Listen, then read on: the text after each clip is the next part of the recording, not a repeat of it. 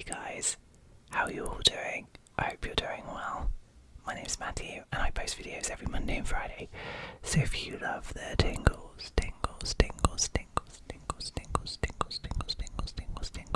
then please do hit that subscribe button because you are in the right place. Now before we get into today's video, I'd love it if you'd leave me comments. Leave me in the comments suggestions of other true crime cases you would like me to cover. This week we are doing a couple of cases that I wanted to cover, my own suggestions. But I do have a couple of suggestions that I need to get back to, but it'd be great to add more to the list. But without further ado, let's get into the case of Ted Bundy. So tonight we are going to be exploring the chilling case of one of the most infamous serial killers in history, Ted Bundy.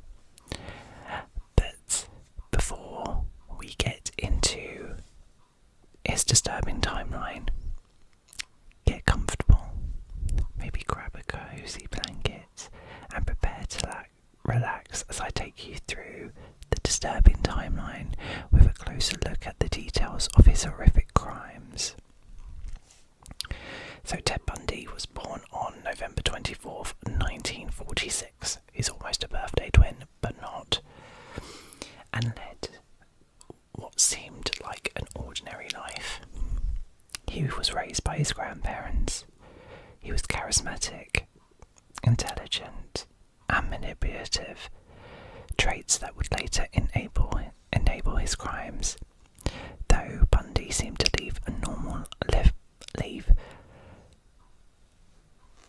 Ted Bundy seemed to live a normal life on the surface, beneath it he harboured dark fantasies. It wasn't until the early 1970s that his sinister desires would erupt into a terrifying crime spree. So his first known attacks were in 1974. Ted Bundy's violence started to surface. The first known disappearance connected to him was that of Linda Ann Healy, a 21-year-old student at the University of Washington. Linda vanished on January 31st, 1974. She was last seen heading to bed in her shared apartment, but by morning her roommates discovered her bed neatly made and her blood-stained nightgown was found. Her body was never recovered, but Bundy later confessed to her murder.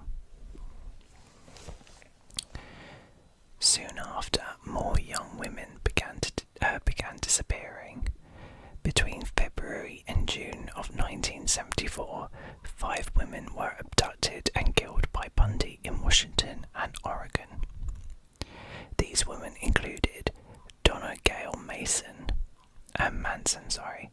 a 19-year-old college student who vanished while walking to a concert, and Susan Rancourt, 18, who disappeared while leaving a campus meeting. Bundy's tactics were cunning and carefully calculated. He would often fake an injury or disability, pretending to struggle with something as simple as carrying books, and ask for help. This guise allowed him to appear non-threatening, and women were often willing to assist him. Once they were close enough, he would subdue them, usually striking them over the head with a blunt object and forcing them into his car.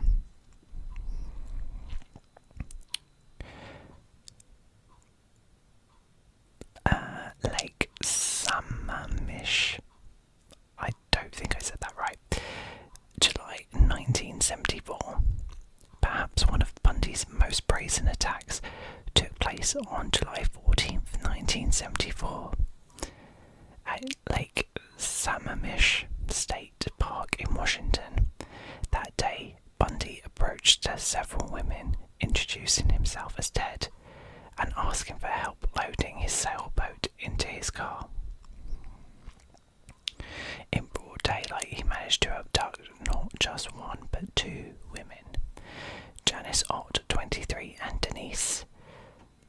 2019. Eyewitnesses later reported seeing him with both women, but they never returned home. Their skeletal remains were later discovered in a wooded area near the lake. This double abduction shocked the public and intensified the investigation. The Utah and Colorado murders between 1974 and 1975. After his attacks in Washington, Bundy moved to Utah, where he continued his killing spree.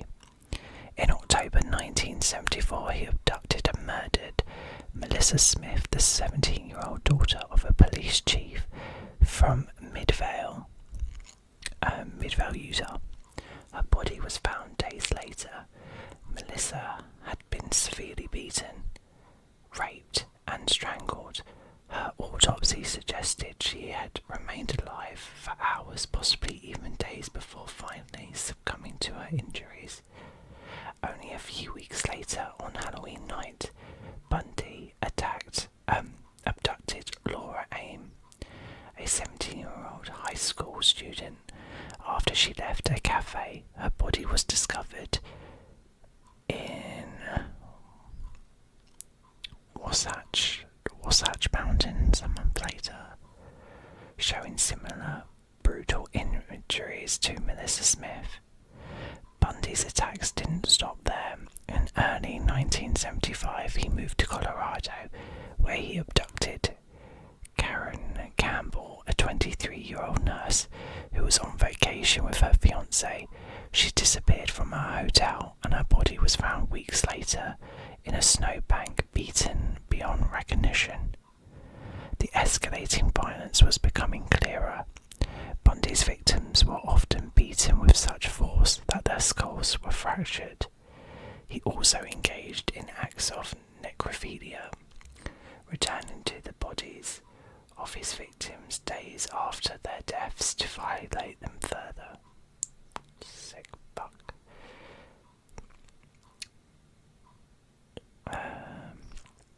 Ted Bundy's luck started to run out in August 1975 when a Utah Highway Patrol officer stopped his Volkswagen Beetle. Inside the car they found a crowbar, handcuffs, an ice pick and other tools, often associated with abduction. Bundy was arrested for the attempted kidnapping of Carol DeRonch, a brave woman who had managed to escape Bundy's clutches earlier that year. DeRonch had been lured by Bundy, who posed as a police officer, but she fought back when he tried to handcuff her inside his car. Bundy was sentenced to prison, but in 1977 he escaped. His first escape was short-lived, but during his second attempt in December of the same year, he successfully fled a Colorado jail by squeezing through a hole in the ceiling. He remained free for over a month, travelling across the country to Florida. After escaping, Bundy reached Florida, where he unleashed his most infamous and brutal attacks. On the night of January 15th, 1978, Bundy entered the Chi Omega sorority. Is that how you say it, Chi? Omega, or is it Chi Omega? Omega sorority house at Florida State University, and in a span of just 15 minutes, he attacked 4 women. 2 of them he murdered. Lisa Levy and Margaret Bowman were beaten to death in their sleep. Bundy bludgeoned them with a wooden log that he had found outside. Levy also suffered bite marks, which would later serve as critical forensic evidence for his conviction. Bundy didn't stop there. That same night he attacked another woman, Cheryl Thomas, in her apartment just a few blocks away. Although she survived, she was left with permanent injuries, including hearing loss and a broken jaw. Just weeks later, on February 9th, 1978, Bundy abducted and murdered a 12-year-old, Kimberly Leach, his youngest known victim. Her body was found 2 months later in a pig shed. Kimberly had been sexually assaulted and murdered, and the discovery of her body horrified the nation.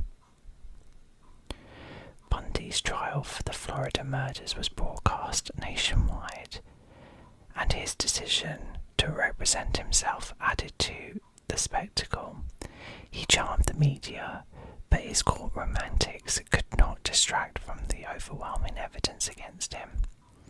In 1979, Bundy was convicted and sentenced to death for the murders of Lisa Levy and Margaret Bowman.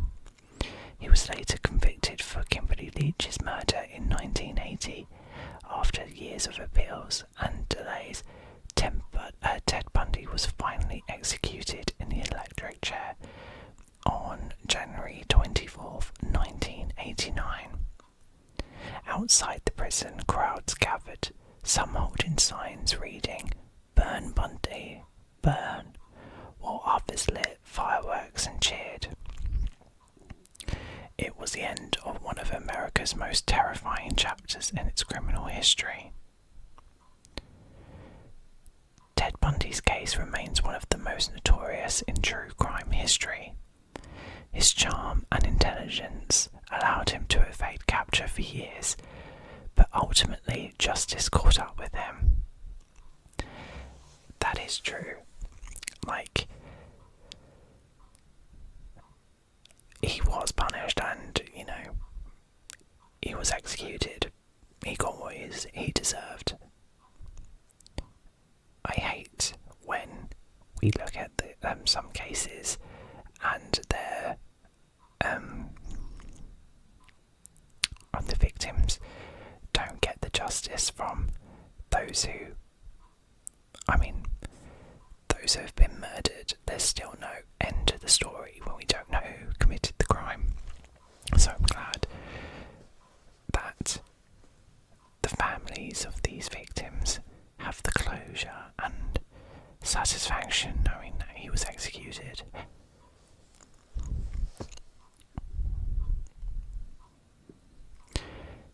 But I hope you found tonight's video both informative and relaxing. If you'd like to hear more cases like this, let me know in the comments below which story you think I should cover next. Remember to subscribe